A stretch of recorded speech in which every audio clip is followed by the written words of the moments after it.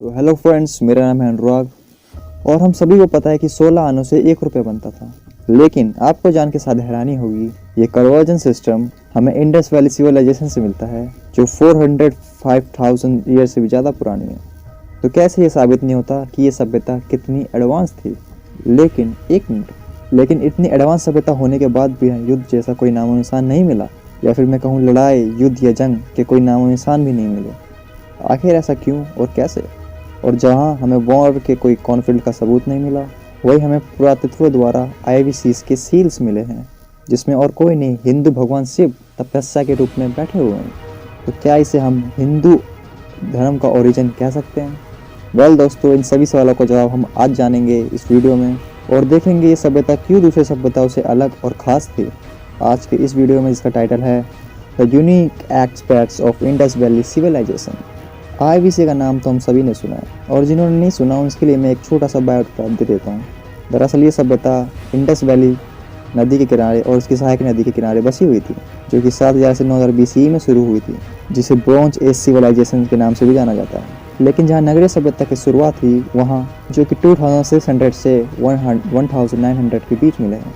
अब इसमें मोहनजोदड़ो, हड़प्पा जैसे बड़े शहरों के अलावा 1000 से भी ज़्यादा नगरीय सभ्यता थी, जो ज़्यादातर आज तक पाकिस्तान, इंडिया और कुछ मात्राओं में ईरान और अफगानिस्तान में भी पाए जाते हैं। तो आइए देखते हैं इन सभी सभ्यताओं में ऐसी क्या खास बात थी जो इसे दूसरों से अलग और बेहतर दर्शाती है। आज आप टॉयलेट का काम खत्म करके फ्लश कर सकते हो, पर क्या 4500 ईयर्स पहले ऐसा करने के बारे में सोचा जा सकता था? वेल, बिल्कुल, क्योंकि आईवीसी में फ्लशेबल टॉयलेट्स थे।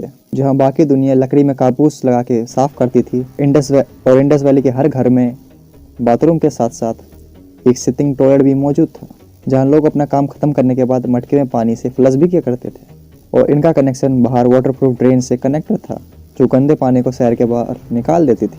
और इतना ही नहीं, ये हर घर और गलियां एक दूसरे को 90 डिग्री पे काटती थी, जो पूरे शहर की सफाई को भी मेंटेन करती थी। सिर्फ घर में फ्लश की सुविधा ही नहीं, बल्कि आईवीसी के लोगों का दिमाग इतना एडवांस था कि 4500 पहले उन्होंने प्लान सिटीज़ खड़ी कर दी थी। और आज इंडिया के लोगों को ऐसी पढ़ाई करने के लिए 4 बार सोचना पड़ता है। और अब बात करते हैं मोहनजोदाड़ो की, जहाँ पर हमें एक ग्रेट बाथरूम मिला है, जो ये दर्शाता है कि इंडस वैली के लोग स्वच्छता को कितना महत्व देते थे। और इसका कोई ना कोई कास्ट सिस्टम भी हो सकता है, क्योंकि कई एक्सपर्ट्स मानते हैं कि ग्रेट बाथरूम को सिर्फ सामूहिक स्नान के लिए इस्तेमाल किया जाता था। इसके अलावा वो ये भी मानते हैं कि ये पानी का स्वच्छ उपयोग और निकास में बहुत आगे थे, जो कि इनकी धार्मिक बिलीफ से जुड़ा हुआ है। लेकिन वर्तमान में हमारे पास इसका कोई सबूत नहीं है। पर फ्लशेबल टॉयलेट तो फिर भी समझ सकते हैं, लेकिन उस समय बिना किसी मॉडर्न टेक्नोलॉजी के आईवीसी के लोगों ने ब्रिक लाइन ड्रेनेज सिस्टम बनवाया, जो कि कैसे बनवाया? दरअसल ये सारा कमाल आईवीसी के दुर्ग शहर का है। क्योंकि अगर आपको किसी भी चीज़ को मानना है या मापना है, चाहे वो खरीदने के लिए हो या फिर ड्रेन में इस्तेमाल किए ब्रिक्स के लिए हो, उसे आप आईवीसी की तरह उनके मेजर्स यूज़ करके नाप सकते हो। क्योंकि इनके शहरों में इस्तेमाल की गई हर एक ईंट एक जैसी और एक साइज़ की थी, या फिर मैं कहूँ एक रेशो की, 4:2:1। और कुछ सालों तक जो हमारा पैसों का हिसाब था ना, 16 आना = 1 रुपीज़, यही कन्वर्जन रेट आईवीसी में भी यूज़ होता था।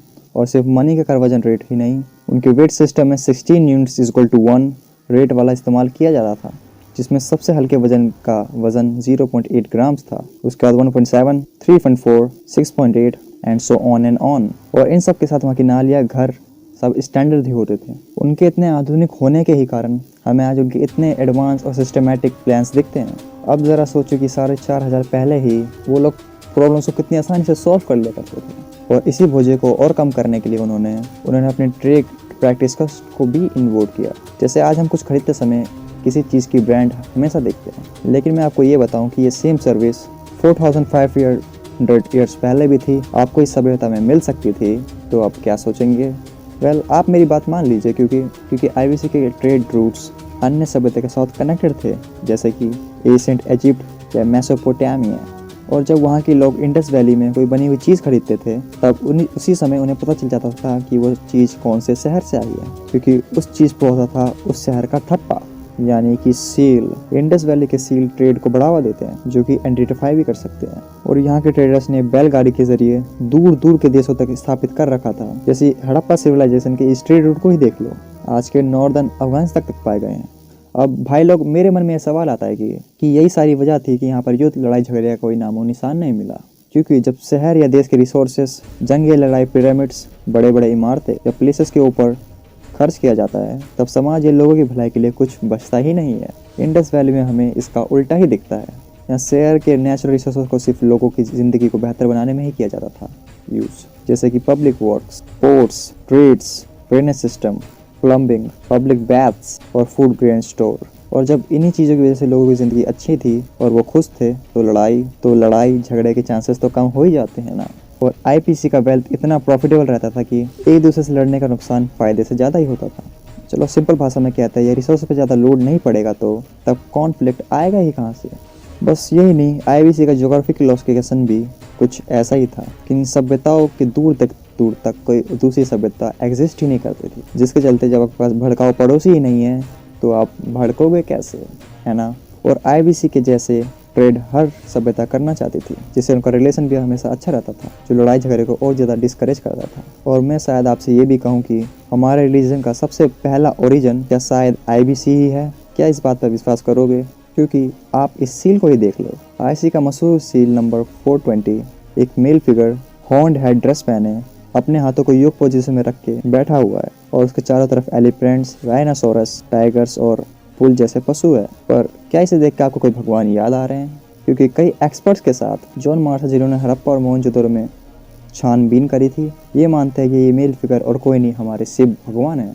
उनकी थ्योरी के हिसाब से ये एक अर्ली फॉर्म ऑफ शिवा हो सकता है, जिसे इंडस वैली के लोग मानते थे, जिसे आसपास के पशु से हिसाब लगाया जा सकता है। और जैसा कि हम जानते हैं, शिवा का एक नाम पशुपतिनाथ भी है। मतलब ये कहा जा सकता है कि सिंस वहाँ के लोग एक ऐसे भगवान को मानते थे जो पशु की रक्षा करता था, वही भगवान बाद में शिव के रूप में पूज्य बन गए। तो क्या इसे हिंदुइज्म का ओरिजिन भी कह सकते हैं? मार्शल के कहने के बाद माना जा सकता है।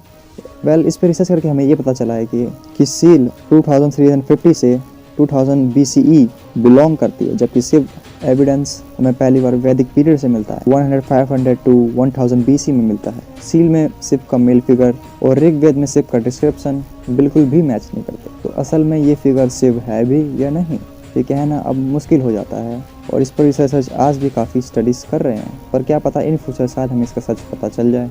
भले हिंदुइज्म का ओरिजिन भले क्लियर ना हो, लेकिन इतना तो क्लियर है कि सबसे ज़्यादा एडवांस सिविलाइजेशन में से एक था, if not the most advanced. पर क्या आज के दिन ऐसा कुछ है 4500 साल पहले बसने वाली सभ्यता से सीख सकते हैं?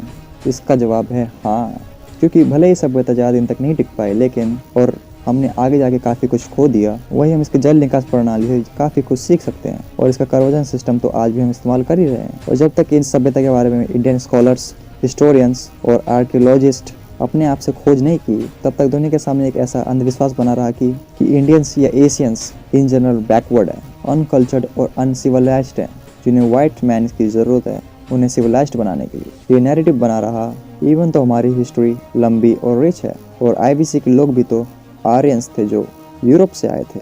ये सिर्फ ये दिखाने के लिए है कि इंडियंस या एशिया के लोग इतने एडवांस कैसे हो सकते हैं विदाउट आउटसाइडर एंड यूरोपियंस के जरिए। और इसे शुरू हुआ आर्यन इन्वेजन थ्योरी, जिसे ज़्यादातर यूरोपियन स्कॉलर्स ने अपनाया और हमारी सभ्यता की धज्जियाँ उड़ा दी। इसलिए आईबीसी की सबसे बड़ी लेगेसी तो ये है, इस सभ्यता ने हमें इन फॉरेन रेसिस्ट और कॉलोनियलिस्ट से बचाया और हमें सच की खोज करने की ज़्यादा प्रेरणा दी। आईबीसी इतिहास में मौजूद थी, जिसकी वजह से हम इसका हिस्सा बन पाए। लेकिन क्या होता अगर ये सभ्यता कभी होती ही नहीं? क्या भी आपने ये कभी सोचा है? ये तो आसान है, राइट? क्योंकि अगर ये नहीं होती तो पूरी दुनिया में इंडियन सब कॉन्टिनेंट 4 मोर एशियन सिविलाइजेशन की गिनतियों में नहीं आती। इसके अलावा जितनी इनोवेशन और टेक्नोलॉजी हुई है वहाँ देखने को मिली है, इसमें भी 1000 नॉट सैकड़ों साल पीछे हो जाते। और आर्यन थ्योरी जैसी कोई चीज़ एग्जिस्ट ही नहीं करती। और कोलोनियल नैरेटिव्स अभी तक हमारी हिस्ट्री को डोमिनेट कर रहे होते। हमें ये पता नहीं चलता कि ये वेस्टर्न नैरेटिव के अलावा एक हमारी ओरिजिनल इंडस वैली की नैरेटिव भी है, which should have been really bad, right? So friend, IVC की इतनी सारी खासियत देखने के बाद आपको कौन सी चीज़ के बारे में सबसे अच्छी लगी, और ऐसे कौन से फैक्टर्स है जो दूसरे सभ्यता से इसे खास बनाते हैं? मुझे जवाब नीचे कमेंट सेक्शन में लिखना। और अगर वीडियो पसंद आए तो एक लाइक जरूर ठोकना। सभी अपने फ्रेंड्स और फैमिली मेम्बर के साथ इस वीडियो को शेयर जरूर करना, ताकि उनको भी इंडिया के रिच कल्चर के बारे में मालूम चले। मिलेंगे अगले वीडियो में फ्रेंड्स, तब तक के लिए जय हिंद।